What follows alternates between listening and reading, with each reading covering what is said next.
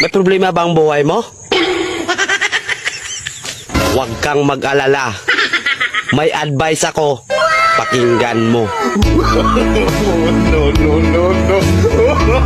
Alam nyo, ganyan talaga ang buhay. Parang life. Basta yung importante ay mahalaga. At kung saan ka masaya, dun ka happy. Basta huwag kang maniwala sa swerte. Kasi malas yun. Minsan ay sometimes. Kaya matuto tayong tumanggap ng acceptance. Halimbawa, for example, ang baby ay sanggol. So kung di mo intindihin, you don't understand.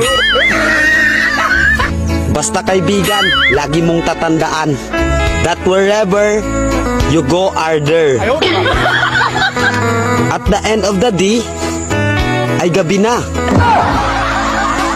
At alam mo, walang umaga sa Japan. Kasi lahat sila ay hapon.